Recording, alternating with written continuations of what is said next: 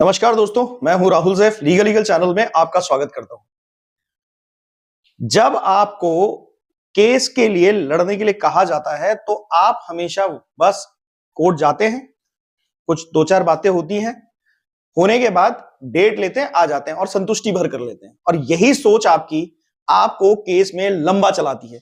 आप केस लड़ने में बहुत इंटरेस्टेड हैं, जीतने में इंटरेस्टेड नहीं है। और जब जीतने में जो इंटरेस्टेड नहीं होता है वो फिर यही कहता है आके, साहब केस बहुत लंबे चलते हैं, कोई सॉल्यूशन नहीं मिलता है, प्रॉब्लम होती रहती है। और जब इस पे फोकस हो जाता है कि ये केस जब झूठा है तो मुझे लड़ना ही क्यों है, मुझे सिर्फ जीतना है और जीत के ही रहना है। क्योंकि जीतने के लिए लड़ाई लंबी नहीं लड़नी पड़ती, योजना सिर्फ बनती है एक बार में केस खत्म करने की। आज का वीडियो इसी संदर्भ में, इसीलिए दोस्तों चाहते हैं कि एजुकेटेड हो जाइए। इसके लिए हम खुद तैयारी करना और खुद वीडियो देखकर हमारे क्रैश कोर्स से आप सीख सकते हैं, अपनी तैयारी खुद कर सकते हैं। मगर आपको लगता है कि मैं और मेरी टीम पर्सनली इन्वॉल्व होकर आपको आपके केसेस में रिलीफ दिलाए, हमारे अनुभव, एक्सपीरियंस और जो अब तक की हमारी रिसर्च है वो आपके साथ जोड़े। उसमें आसानी ये होती है कि रास्ते जो है ना वो लंबे नहीं होते हैं। उसका रीजन कि आपको, जैसे अभी ये वीडियो देख रहे हैं, आप इस वीडियो के बाद एक और वीडियो देखेंगे और अपने केस से रिलेटेड कंटेंट ढूंढ रहे हैं। अभी आप जो कंटेंट आपके केस को सूट कर जाए उसी कंटेंट के ऊपर आप फोकस करेंगे। अब सोचिए इसमें कितना टाइम लग सकता है, कई बार सॉल्यूशन नहीं भी मिलता है, मगर यहां पर आपको वन स्टॉप सॉल्यूशन मिलता है। अब आप इस वक्त जब आप चिंता में इस वीडियो को देख रहे हैं, इस वक्त हमारे ज्वाइन किए हुए ईगल्स हवा में हैं, मजे कर रहे हैं।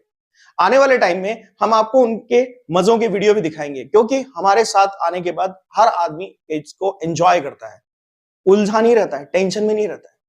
लोड होता है केस का, पर आज ये पूरे 10 दिन न्यू ईयर तक अपने फुल मस्ती में हमारे ईगल्स मस्ती कर रहे हैं। और ये है हमारे कोर्स का असर।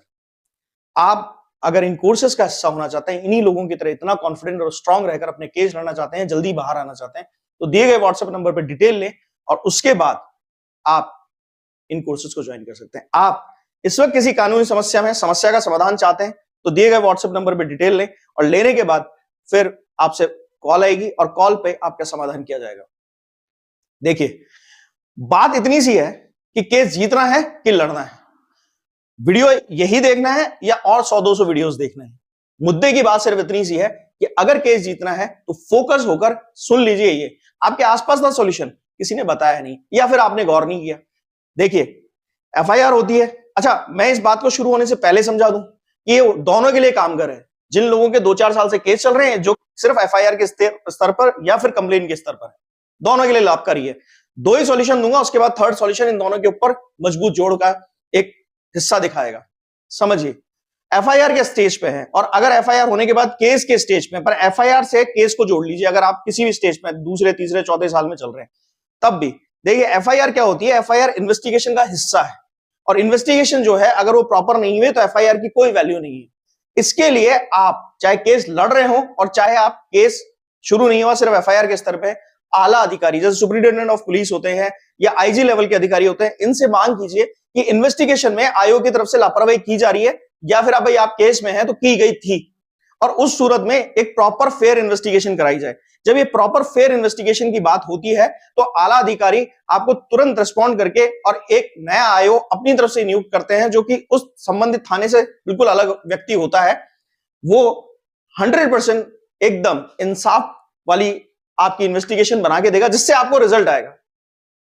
मगर मैं एक बुरी परिस्थिति में चला जाता हूं कि ऐसा करने के बाद भी, चाहे आपका केस चल रहा हो या फिर अभी आप एफआईआर स्टेज पे हो, ऐसा करने के बाद भी, बार बार आपके फॉलोअप लेने के बाद भी, यानी कि जैसे आपने कंप्लेन की उसके बाद हर 3-3 दिन में करके 10-12 दिन में आप अपने फॉलोअप ले डालिए, 3 के 3।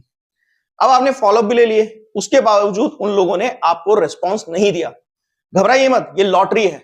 उन्होंने नहीं दिया, ये फायदा है आपके लिए, ये नुकसान नहीं है। जो हम लास्ट स्टेज पे जाएंगे तब आपको पता लगेगा कि कितने फायदे का काम करके गए। पहले सेकंड स्टेज समझ लीजिए। अब मान लीजिए आप एफआईआर के स्तर पे थे, केस में आ गए और आप शुरू से केस पे थे, मगर केस के बीच में आपने आला अधिकारियों से और कोर्ट से बोलकर इन्वेस्टिगेशन को फेयर करवाने की डिमांड की। लापरवाही हुई, नहीं ध्यान दिया गया। आपने एविडेंस भी प्रॉपर दे दिया, चाहे एफआईआर के स्टेज पे थे चाहे केस के स्तर पे थे। आपने दिखा दिया कि हमारे पास स्ट्रॉन्ग एविडेंस है, सामने वाली पार्टी बिना एविडेंस के आ रही है। एविडेंस से एफआईआर जो है कहीं भी जुड़ी हुई नहीं है जिसने केस किया है, जिसने आप पे एफआईआर लगाई है। तो अब क्या होगा? अब यह होगा कि आपने कोर्ट को यह बात बोली। अब यहां पर कोर्ट केस कैसे चलाता है ये सब जानते हैं। 190 सीआरपीसी में संज्ञान लेता है, और जो संज्ञान लेता है यानी कॉग्निजेंस देता है, वो भी क्वेश्चनेबल हो जाता है ऐसे अनफेयर इन्वेस्टिगेशन के वजह से। तब आप कोर्ट से सवाल पूछ सकते हैं कि आपने संज्ञान लिया कैसे? आपने जब फेयर इन्वेस्टिगेशन नहीं है, आपको सेटिस्फेक्शन कैसे हो गया बिना एविडेंस के कि ये क्राइम हुआ था? क्योंकि 498 है, 376, 377, 354 और भी कितने क्रिमिनल केसेस होते हैं। ये सब केसेस हमेशा एविडेंस बेस्ड होने चाहिए, अदरवाइज इनकी एफआईआर नहीं लिखी जा सकती और कॉग्निजेंस लेना तो बहुत दूर की बात है जब एफआईआर ही नहीं हो सकती। अब कोर्ट ने आपकी बात सुन ली और बात समझ में आ गई, केस को तुरंत खारिज करेगा। हो सकता है वो खुद अपनी तरफ से फेयर इन्वेस्टिगेशन की रिपोर्ट मांगकर और उस पर आधार ले ले, और क्योंकि कोर्ट से जब इन्वेस्टिगेशन के ग्राउंड्स बनेंगे और इन्वेस्टिगेशन के बकायदा एक डिमांड की जाएगी कोर्ट की तरफ से, तो वहां पर फेयर इन्वेस्टिगेशन के लिए नया आयोग आप नियुक्त करवाकर करें, और वो फेयर ही करवाएगा इन्वेस्टिगेशन, इस बात का आश्वस्त माने, इसमें कोई दो राय नहीं है। मगर यहां भी बुरी परिस्थिति मान लीजिए कि यहां भी जज साहब ऐसे मिल गए या मजिस्ट्रेट साहब ऐसे मिल गए जिन्होंने कहा नहीं, हमें आपकी बात की परवाह नहीं है, कोई बात नहीं। अब इन दोनों बातों को आपने किया तो है ना, मान लीजिए पहले इस बात को कि अगर ये दोनों स्टेप करके जा रहे हैं तभी तीसरा स्टेप फलदायी है, तभी फलदायी होगा। जो मैंने आज थंबनेल में कहा है कि एक दिन में आपका केस खत्म हो सकता है, वो एक दिन इन दो प्रक्रियाओं को पूरा करने के बाद ही आएगा। 482 सीआरपीसी थर्ड स्टेप है। अब सुनते घबराइए मत, ये तो कॉमन चीज बता दी। ये इफेक्टिव कैसे होगा ये समझ लीजिए। इसमें क्या होगा, आपको ये दोनों प्रक्रिया ले जाकर हाईकोर्ट को दिखाना है, तुरंत तो स्टे लेना है और मिलेगा भी, और फिर दिखाना है कि देखिए साहब इन्वेस्टिगेशन एजेंसी भी फेलियर रही और जिसको जुडिशरी को न्याय करना था वो भी फेलियर रही।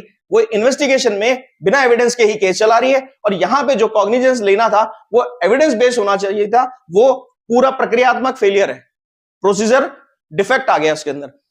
इसी पर ही आपका केस एक दिन से लेके चौथे पांचवीं डेट पर क्रैश होगा ही होगा, क्योंकि कुछ और बचता ही नहीं है, कुछ और समझना ही नहीं है हाईकोर्ट को। हाईकोर्ट की जो पावर है वो 482 में बहुत स्ट्रांग है, वहां पर किसी कोर्ट की नहीं चलती है, और कोर्ट की लापरवाहियों के लिए ही 482 सीआरपीसी बनाया गया है। और कोर्ट की जिम्मेदारी थी कि इन्वेस्टिगेशन फेयर होना चाहिए था और उस फेयर इन्वेस्टिगेशन के आधार पर संज्ञान लेना चाहिए था। अगर बात समझ में आ रही है ना तो इसको तुरंत कर लीजिए, वरना स्किप कीजिए इस वीडियो को और अगला देखिए, दूसरा देखिए, तीसरा देखिए, और साल भर तक देखते रहिए।